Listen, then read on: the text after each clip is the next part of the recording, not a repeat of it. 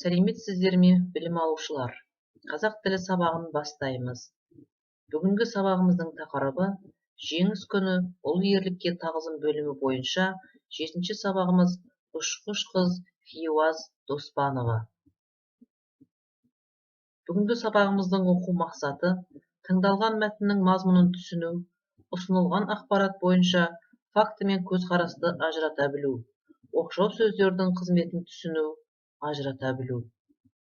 Сабағымыздың бағалау критерийлері: тыңдалған мәтіннің мазмұнын түсінеді, ұсынылған ақпарат бойынша факті мен көзқарасты ажырата біледі, оқшау сөздердің қызметін түсінеді, ажырата біледі. Балалар, сабағымызды бастамас бұрын мына суреттерге назар аударыңыздар. Суреттермен таныс болсаңыздар, мына сұраққа жауап беріңіздер. Галереяда не көрдіңіздер? Берілген суреттері топтастырып, қандай атау берер едіңіздер? Галереяны аралау барысында қандай сезімде болдыңыздар? Дескрипторлар сұрақтарға нақты жауап береді, мәліметтерді еркін қолданады, өз ойын тиянақты жеткізеді, кемінде 2 мысал келтіреді. Жарайсыздар балалар. Бұл суреттері топтастырып, қазақ батырлары, майдангерлер, соғыс ардагерлері деп атауға болады. Балалар, бүгінгі сабағымызда өздеріңіз көріп отырған тұлғалардың ішінде Хиуаз Доспанованың өмірі мен майдандағы ерлік істеріне тоқталамыз. Сіздерге ұсынылған бейнежазбаға назар аударыңыздар.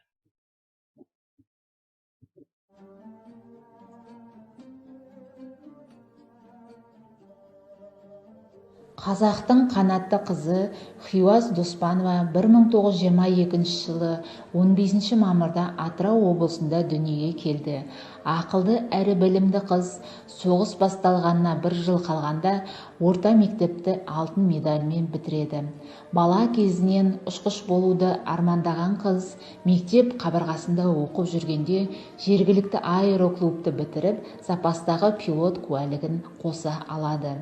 Хиуаз Мәскеудегі Жуковский атындағы әскери әуе академиясына құжат тапсырғанымен жолы болмады. Академияға ер адамдар ғана қабылдаған еді. Қыз медицина институтына оқуға түседі. 1-ші курс бітірген соң 1941 жылдың жазында соғыс басталған еді. Көп ұзамай Хиуаз әйелдерге арналған жаңа полк ашылғанын біліп, өтініш жазып, басқа қыздармен Саратов қаласындағы әскери әуе училищесіне аттанады. Хиуаз Доспанова мерген ұшқыш болып 300-ден астам әуе сапарын жасады. Майдандағы ерлігі үшін Қызыл жұлдыз, 2-ші дәрежелі отан соғысы ордендерін, Кавказды қорғағаны үшін, Варшаваны азат еткені үшін, Германияны жеңгені үшін медальдармен марапатталады. 2004 жылы Қазақстан Республикасы президентінің жарлығы бойынша Хиуаз Доспановаға республикамыздағы ең жоғарғы марапат халық қаһарманы алтын жұлдызы берілді. 2008 жылы 20 мамырда 86 жастағы ержүрек ұшқыш апамыз дүниеден озды. 2010 жылы 6 мамырда Атырау қаласындағы орталық көпір жанында саябақта Хиуаз Доспановаға арналған қола бюст ашылды. Ескерткіштің биіктігі 4 метр, авторы Гүлфия Мелдеш. 2019 жылы Атырау халықаралық әуежайының аумағында қазақтың тұңғыш ұшқыш қызы, халық қаһарманы, 2-ші дүниежүзілік соғыста ерлігімен ел қорғаған батыр Хиуаз Доспанованың ескерткіші бой көтерді. Хиуаздың соғысқа аттанар алдында бой жеткен кезі бейнеленген ескерткіштің биіктігі 2 метр 30 сантиметр. Мүсіннің екі жағына мәрмәрдан ұшақтың қанатындай 2 тас орнатылды. Бұл жоғарыда қарағанда ұшақтың бейнесін көрсетеді. Ескерткіштің авторы мүсіншісі Бақытбек Мұхамеджанов.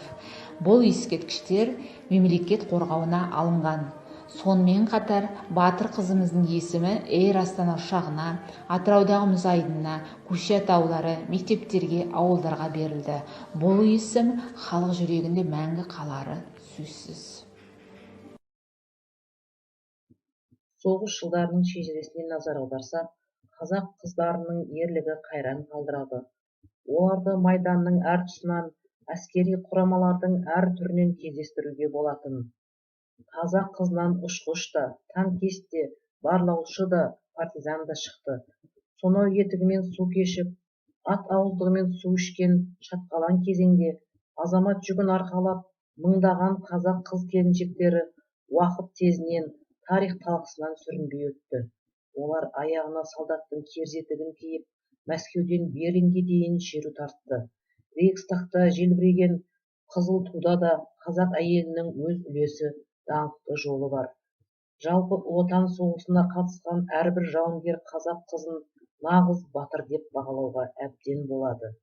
Қазақ әйелі соғыстың зардабын да, салмағын өзгелермен қатар көтере білді.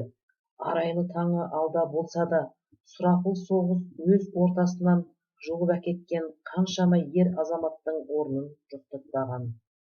Міне солардың бірі кеңес дәуірінде қазақ халқынан шыққан сан мыңдаған батыр ұл қыздардың ішінде есімі елге ерекше таныс батыр апаларымыздың бірі Хиуаз Доспанова. Балалар, бейне жазбадан алған ақпараттар бойынша мына сұрақтарға жауап беріңіздерші. Хиуаз Доспанованы не себепті қанатты қыз деп атады? Батыр апаларымыздың майдандағы ерлігі қалай бағаланды? Жарайсыздар балалар, бүгінгі сабақта Хиуаз Доспанова апамыз жайлы біраз мәліметтерге қанық болдық. Балалар, оқылым мәтініне назар аударыңыздар. 1945 жылдың 9 мамыры бүкіл одақ халқы бір күн аспанға атқан күн. Сұм соғыстың соңғы нүктесі қойылған бұл күнге жету үшін Кеңес одағы 27 миллион адамнан айырылды. 1710 қала, 70 мыңға жуық ауыл, 32 мың өндіріс орны, мыңдаған колхоздар, совхоздар қирады. Бұл соғысқа Қазақстаннан барлығы 1 миллион 196 мың 164 жерлесіміз аттанды. Солардың арасында мұздай қару асынып майданға аттанған қара көздер де бар еді. Еліміздегі батыс өңірі қазаққа батыр қыздарды сыйлаған мекен. Шығыстың қос шынары атанған Әлия мен Мәншүк, қазақтың жалғыз ұшқыш қызы Хиуаз Доспанова еліміздің батыс аймағынан қанат қаққан. Әлия мен Мәншүктің есімдері бүгінде әр қазақтың жадында сақтаулы. Ал Хиуаз апамыздың ерлігін екінің бірі біле бермейді. Оған себеп ұшқыш қыздың уақытында Кеңес одағының батыры деген атаққа қол жеткізе алмауы. Енді осы мәтін бойынша орындалатын тапсырмаға көшеміз. Бірінші тапсырма. Ішіне сыртына әдісі арқылы кестеге детальды және жай ақпараттарды бөліп жазыңыздар. Сіздерге берілген сөздер кестенің үстінде жазылған. 1945 жыл 9 мамыр. 27 миллион адам, 1710 қала, 70 мыңға жуық ауыл, 32 мың өндіріс орны, колхоз, совхоз, 1 миллион 196 мың 164 жерлесіміз, қара көздер, Әлия, Мәншүк, Хиуаз, ерлік, Кеңес одағының батыры, батыс өңірі, майдан сөздері берілген. Дескрипторлар тыңдалған мәтіннің мазмұнын түсінеді, өз ойын тиянақты жеткізеді, мәтін мазмұны бойынша детальды және жай ақпараттарды бөліп жазады.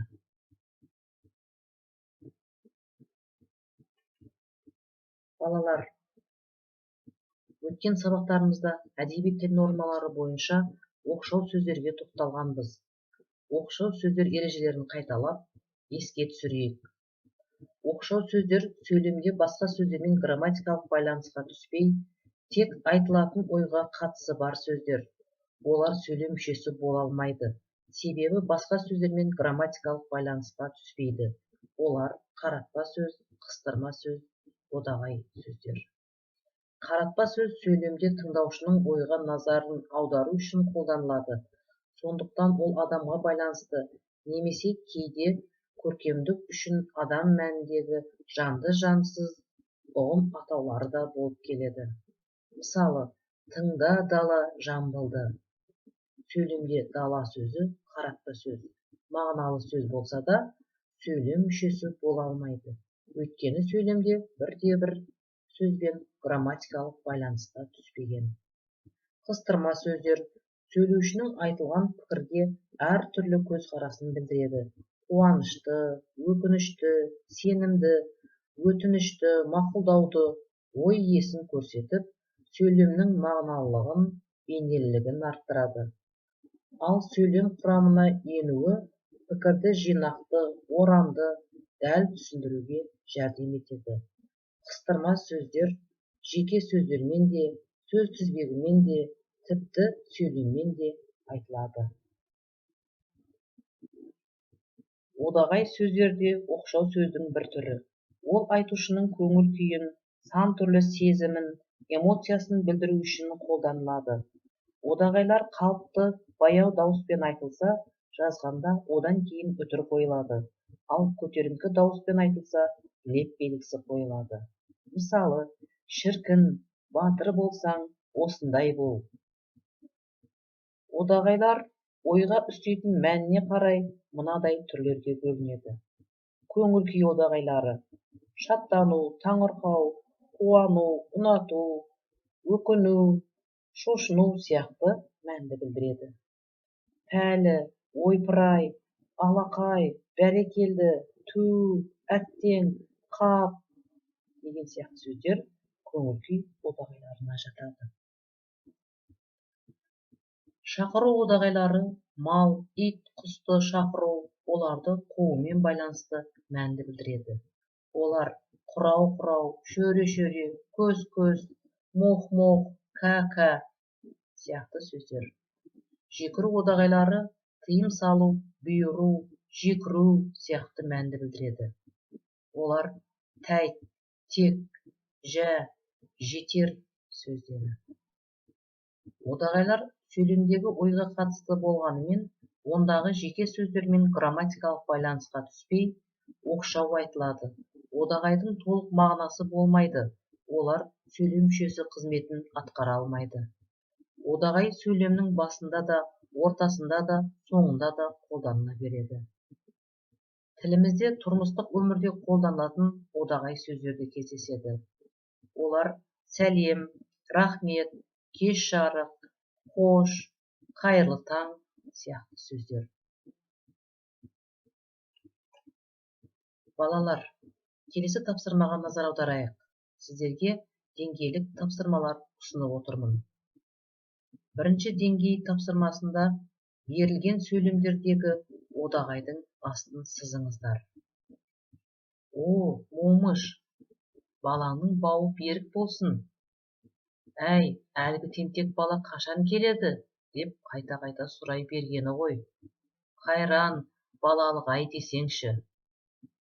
Екінші деңгей тапсырмасында берілген одағай сөздермен сөйлем құрап жазыңыздар.